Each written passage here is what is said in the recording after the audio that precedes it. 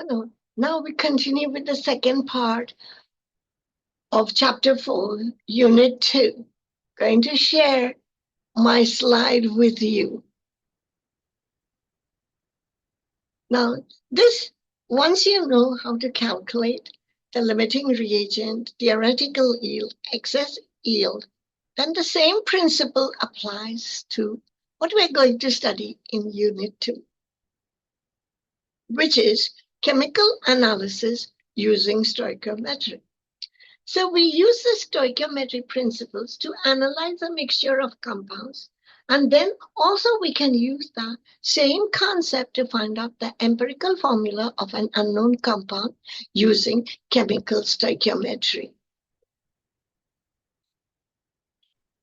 So an alternative method to obtaining the limiting reagent is the mass method. For each reactant, calculate the number of moles of one of the products that can be formed from the given amount of that reactant.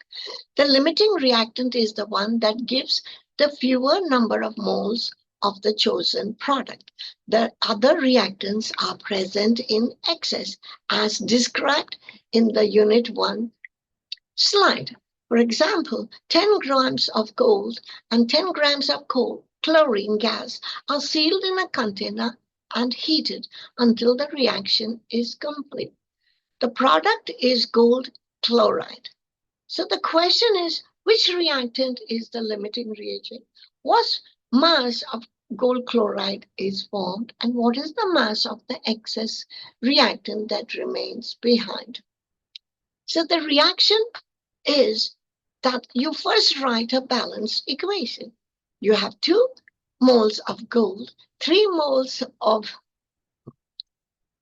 chlorine gas, and you get 2 moles of gold chloride, AuCl3. You will see that all the atoms are balanced on both sides of the equation. Now, the amount of product you would expect to get based upon the stoichiometric calculation. The actual yield is less than the predicted. And why is that so? Because there may be in your reactants byproducts produce incomplete reaction. So now, how do we go about this? First, I'm not put a slide showing you the working steps, but I'm going to discuss this with you as follows. First, the grams of gold that you are given, you do it in step-by-step form. So first we convert the grams of gold to see how much of AuCl3 would be obtained. And how do we do that? We say 10 grams of the gold, you divide it by its atomic mass, and you will get the mole of gold. Now, what do you see? There is two moles of gold will give you 2 moles of AuCl3. So that means whatever the mole of gold you got would be the same you would get for the mole of the gold chloride. And then multiply the mole of the gold chloride by its molar mass. So you get the grams of gold chloride. Now, next we do for chlorine. We see that we have 10 grams of chlorine. So divide the 10 grams of chlorine by the molar mass of chlorine so that you'll get the mole of chlorine. Then convert the mole of chlorine to the mole of gold chloride by multiplying it by 2 moles of gold chloride and dividing that by 3 moles of chlorine. So you get 2/3 the mole of the chlorine gas that you got. Then multiply the mole of gold chloride by its atomic mass.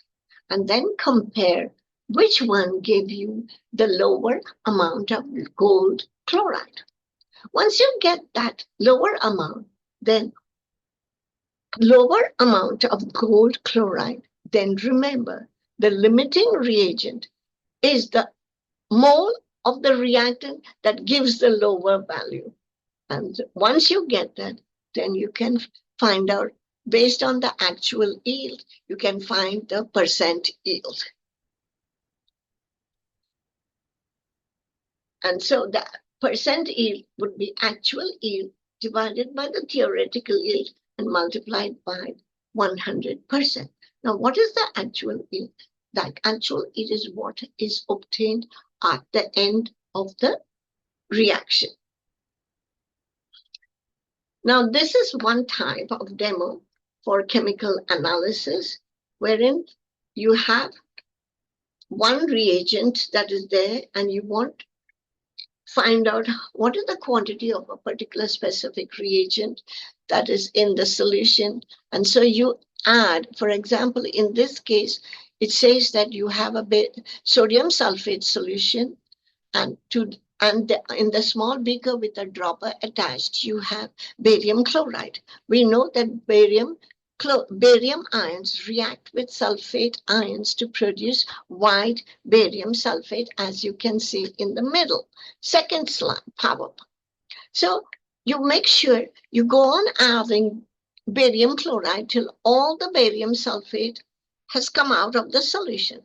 Once it's come out, you filter it. That's the technique for separation. Once you filter it, you keep it for drying in the oven, and then you can find out the mass of barium sulfate obtained if you know what was the weight or the mass of the filter paper used. Because by some difference method, you'll get the mass of the barium sulfate. And here is an example of the same demo that was there. Here is what it is. So 0.123 grams of the mineral telluride contains sodium sulfate along with other inert gas compounds. The sodium sulfate in the example is converted to insoluble barium sulfate by adding aqueous barium chloride in excess to be the dissolved telluride sample, and the mass of the barium sulfate recovered is 0.177 grams.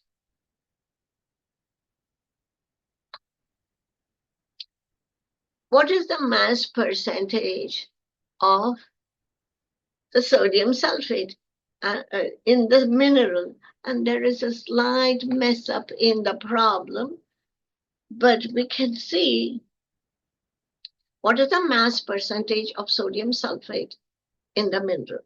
No problem. Convert the grams of barium sulfate to the moles of barium sulfate. Convert, the reaction is barium sulfate plus sodium sulfate. The ratio is 1:1. So you get, for 1 mole of barium sulfate, you will need 1 mole of sodium sulfate. Once you get that, so it is 1:1 ratio. So you just, whatever the mole of barium sulfate is equal to the moles of sodium sulfate. Multiply this mole of sodium sulfate by its molar mass, and you'll get the grams of sodium sulfate. Once you get the grams of sulfate divided by 0.123 will give you the fraction of sulfate in the particular sample, and then all you have to do is multiply that fraction by 100 to get the percent yield.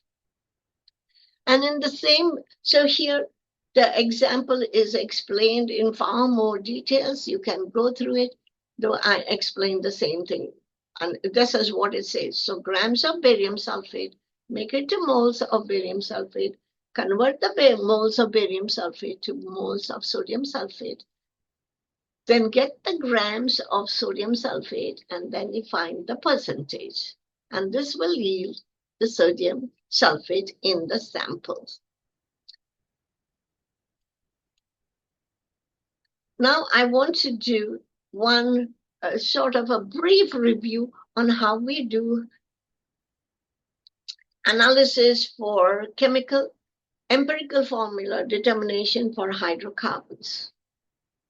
Because this is a good example that keeps coming about. And after this, I'm going to stop it, reminding you at the end of the slide, you will have some self-study questions, but the concept is the same.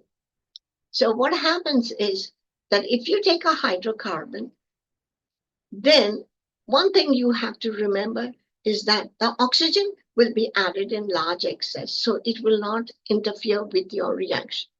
But all the carbon that is present in the formula will get converted to carbon dioxide, and half the amount of hydrogen present in the original compound will get converted to water. So that, now what does this mean? Because this is the only sticking point for students.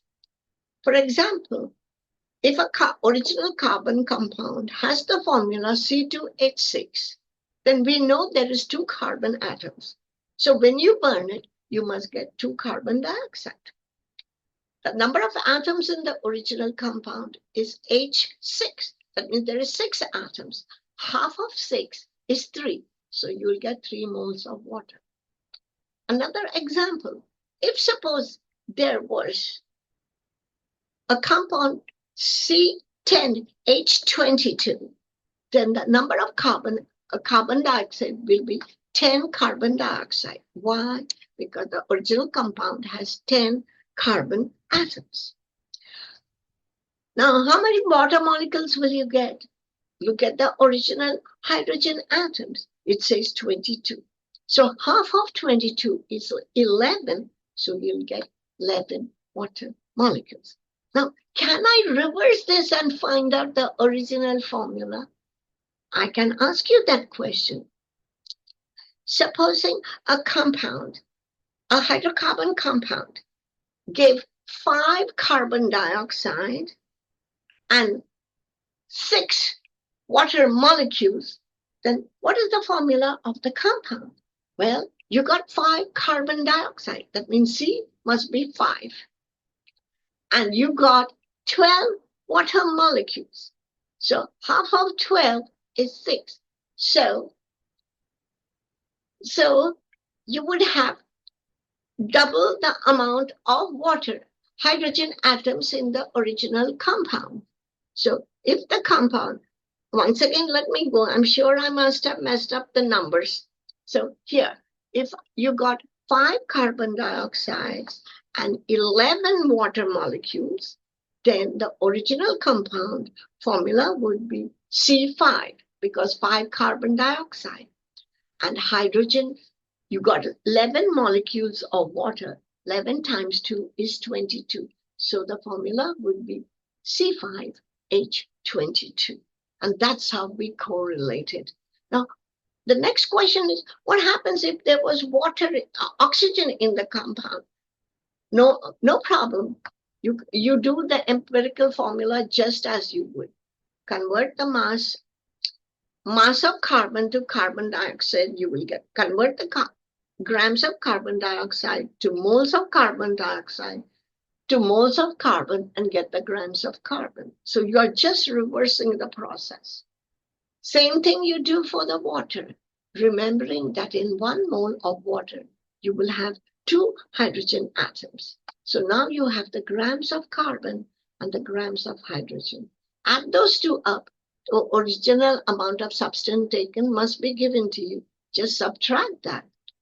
The sum of hydrogen and the sum of carbon from the original compound, and it will give you the mass of oxygen. And then you do the same steps of empirical formula. Mass divided by atomic mass will give you mole. For each of the elements, find out the smallest mole, divide each by that, and then find the integer ratio. With that, I'm going to stop.